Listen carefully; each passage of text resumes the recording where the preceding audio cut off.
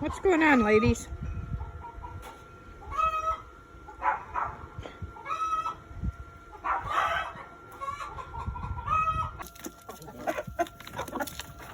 Good morning.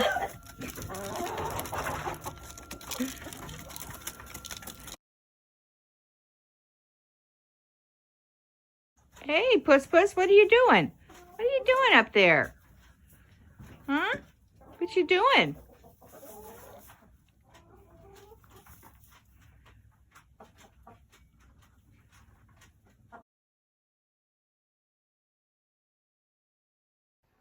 Hey, this is Grandma Peaches here. This is my YouTube channel, She Can Homestead. And thank you for joining in, and I would love for you to come along with me on my journey as we explore being an older single homesteader. I started a little farm called White Oaks Cottage Mini Farm here in the mountains of North Georgia. And I did a website a few weeks ago, and I started getting emails from women saying, I would like to do what you do. Can you show me how you did it? And I thought, well, maybe I have something to share. So that's the genesis of this YouTube channel. I've been watching YouTube for a while. I love homestead channels because I do all that stuff. And I was looking around one day and I said to myself, you have a homestead. And I'd never thought of myself as a homesteader. I thought of myself as a good cook. I like to can. I thought of it in disjunct pieces. But when you put it together, I am a homesteader. I realized I had something to offer. And I would love to share my life in homestead with you. I think we can all share together and we can learn from each other, especially if you're an older single woman. I'm almost 70 and here I am out doing all these things. It's been such an adventure, and I really feel blessed to be able to be this self-sufficient at this point in my life. In 2019, I was sitting outside a Tractor Supply and I was going to go in and get some chickens. So I called my neighbor, and I was kind of hoping she'd talk me out of it. And I said, I'm thinking about getting chickens. What do you think? I figured she'd say, well, it's a lot to take on or whatever. She said, I think that's a great idea. You should do it. Okay. So I went in and bought the chickens, and I bought the little coop that they have that you put together. And my neighbor Helen helped me put it together. So I started with 4 chickens in the coop. And then, lo and behold, she gave me her 4 chickens because she hadn't built a coop. She had no place to put them. They're on her porch and annoying her. So I ended up with 8 chickens. So here I am with 8 chickens. And it evolved from there. I added a run to it because there just wasn't quite enough room for these chickens.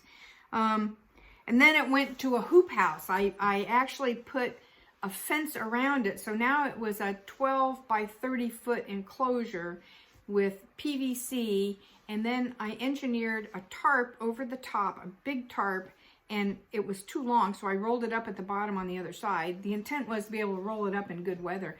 I never rolled it up once. It made a perfect place for them to stay dry. Even in a bad rainstorm, it would just get wet around the edges, but their house and their area stayed nice and dry. It actually was pretty good engineering. I fell backwards into it, but it was great. And then I decided I was gonna want to do more, and I wanted to get them into a more permanent type enclosure. I wanted them to be able to kind of free range and then have a coop at night. So I built a barn, and I had the barn built, and it was, well, it's 12 by 30. It was the same footprint as my chicken house. So, and it's got 3 bays, and I closed in one bay to be the chicken coop. And that has worked out really great. So then I had 2 open bays. And I decided one day, I'm thinking about self-sufficiency, and I said, what could I don't want goats, I don't know what I want. How about rabbits? Meat rabbits. And then you've always got a source of meat. You can even basically leave them on the hoof and eat them as you need them. You can have babies. There's a lot of options with rabbits, and they take up a small space, and they seemed manageable. So I got myself, again, I was at the feed store, and lo and behold, there's a bunch of rabbits. Okay, so I got myself a buck and 2 does, and that's what I started with. And now I have the original buck, but I don't have those does anymore. I now have 2 bucks and 2 does. But anyway, I started with them. I started in hanging cages. I hung them from the rafters, and it was really funny because they would when they got happy and hopped around, it would swing, and I didn't particularly care for that. And the way I was dealing with the bunny poo was messy, and it just wasn't working well. So I had I did 2 mods to the barn. One was for donkeys because my sister-in-law talked me into donkeys. Not a good idea, although I love them and I miss them greatly, but it was not a good choice. Anyway, so we closed the middle bay in for the donkeys. And then the 3rd bay, we set up a structure for the rabbits so that when they pooped, when they did everything, it would go down into a little PVC trough and I could scrape it down and into a bucket and out. Well, that turned into a lot of work. And so then I was watching Joel Salatin's video on chickens and rabbits together, and it's called a racking house. It was his son has this rabbit, it's the size of a garage, and it's got a bunch of rabbits in it, and it's got chickens running around, and it's noisy, noisy, noisy. But the rabbits poop, the chickens scratch it, turn it. It works great. So I changed to a racking house, and that was the best move ever. So everybody lives kind of together. During the day, the chickens are in where the rabbits are. It works out really great. After I got rid of the donkeys, I moved some of the rabbits over to there, so they're kind of spread out. And so that's how I ended up with the barn and the animals. And I also started doing some raised beds and doing some gardening, and I've treated that more like a hobby. So one of the things this year is to really focus on the gardens now that the rest of it's humming along. But there's a lot of different things that you do as a homesteader. I do herbal remedies. I do baking, preserving, canning, dehydrating. I have a prepper pantry. You do a lot of these things, and I know some people would like to learn a little more about that. So I think we can do this together. A lot of it's self-sufficiency. So what are some of the things you need to consider?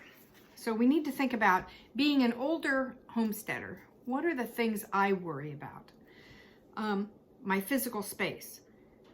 How much can I do on my property? I have 1.5 acres, so I could not grow enough to live on completely. And so I admit that. So I try to concentrate on the things that seem to come in and out of sourcing, like lettuce, things like that, tomatoes, things that I can process, dehydrate, use, whatever. And I have multiple ways of growing each one. I have hydroponic gardens. I have little arrow gardens for winter. I have the garden in the summer. So there's ways of growing. So I can do quite a bit on this property, but not totally self-sufficiency. So you have to understand that. So what is your space? It can be an apartment.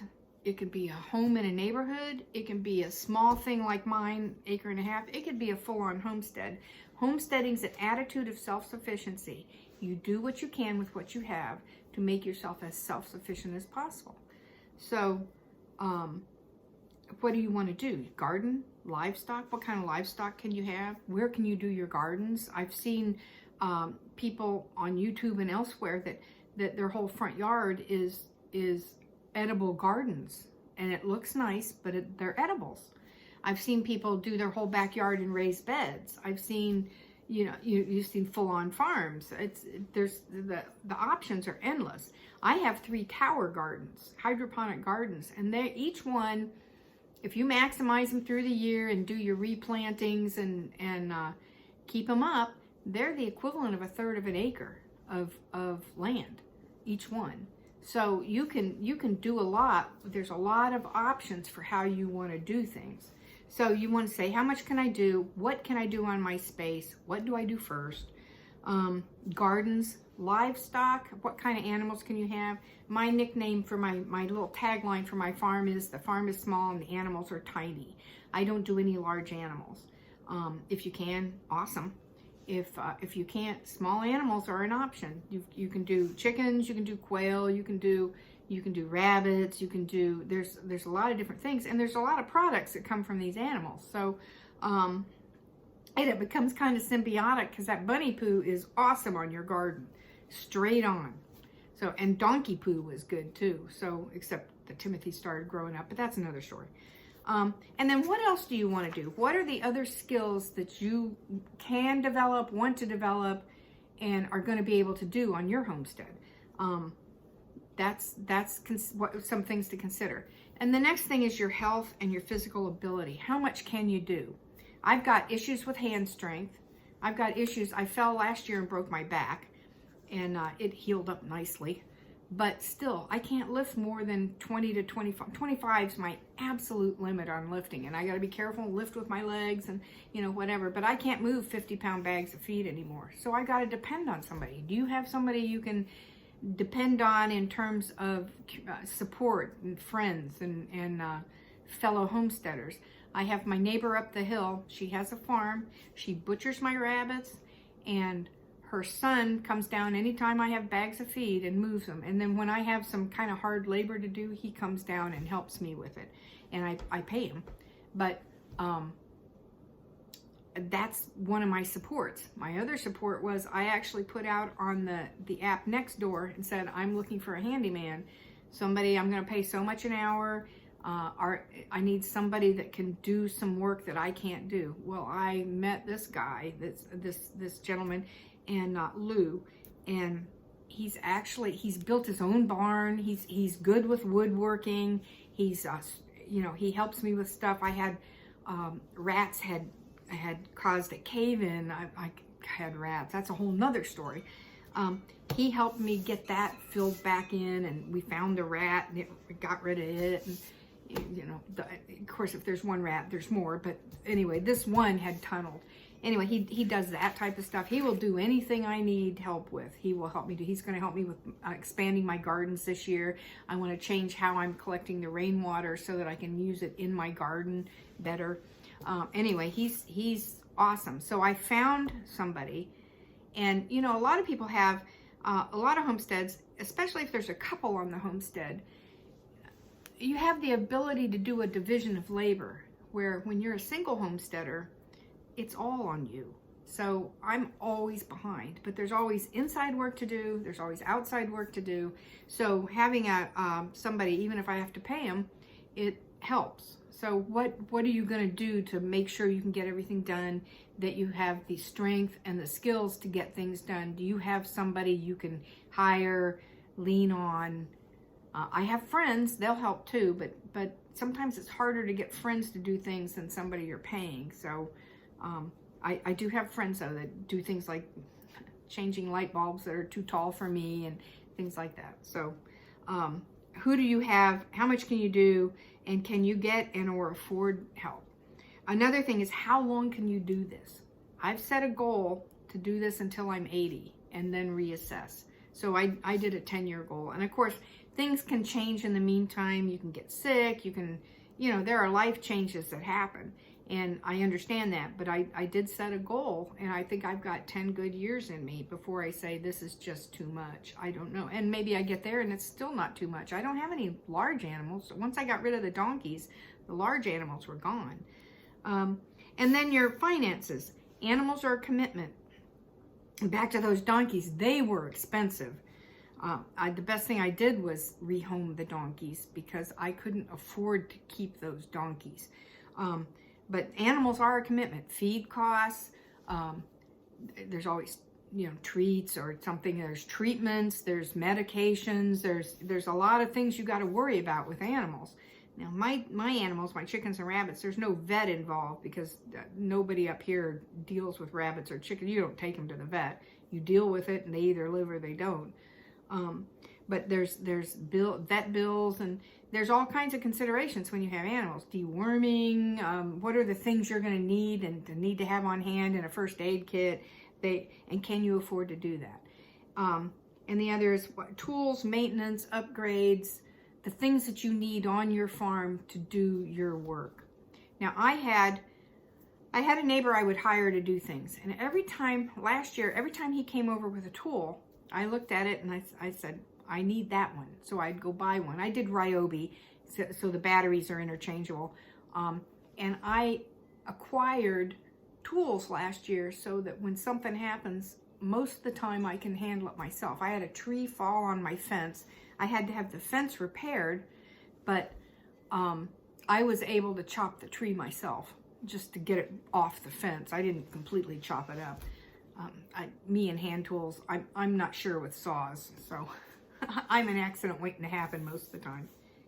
But anyway, so I got the tools that I need: a staple gun, a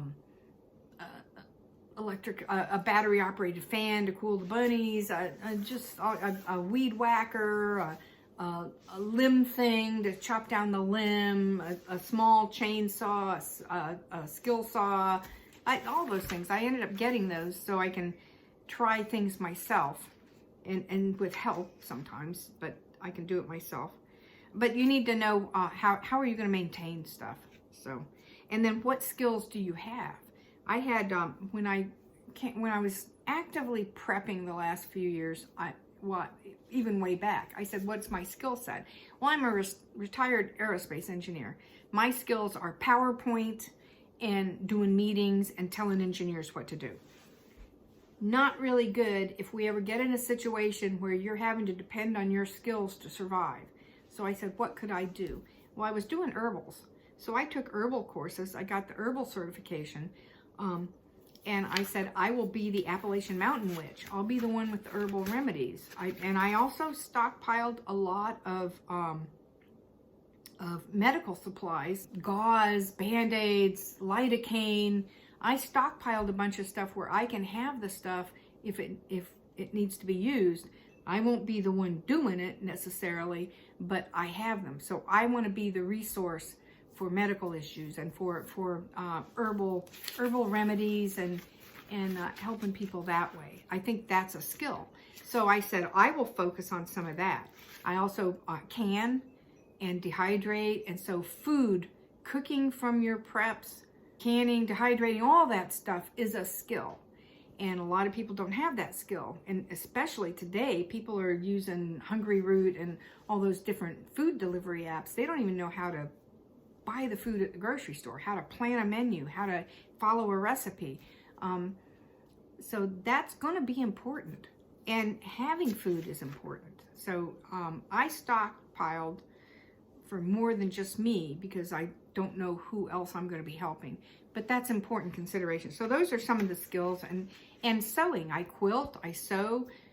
We're going to need that. So that's another one of my skills. And gardening. That's going to be a skill. It's important. I save seeds. I, do all that stuff. So you got to say, what are your skills and what are the things you want to do? And so thinking about positives, the herbalism, the self-sufficiency, canning, food storage, sewing skills, baking, cooking. I've developed a core group, mutual assistance group. So those are the positives in my life now. I've got animals. I've got a source of meat. I've got eggs that I sell. Those are the positives on the farm. Plus, it's exercise. I mean, if we're not doing this, what are we doing? This keeps me busy. This is fun, and I stay active. That's good. What are the limitations? General strength. I told you before, my hand strength, my ability to lift. Those are limitations, and you just got to work through them. So what I'm doing is a series of videos, and I'm just going to keep talking to you and showing you the things I do on the farm. And I would love to share my life and homestead with you. And I would love to know what you're doing to work towards self-sufficiency. And what kind of homestead do you have? And remember, homestead is as much of a place, it's an attitude. But you can only get so far on attitude. You've also got to do something. Everything is little steps. I told you I started way back just doing a little bit of food storage and stuff and learning how to cook and learning how to bake and learning how to make things from totally scratch. You can make your own. Like, subscribe, share, And stay with me and let me know in the comments below, what are the things you'd like to talk about? What would you like to learn? What would you like to share? What do you want me to focus on? And let me know. But just always remember, you can homestead because she can homestead. Thanks for watching.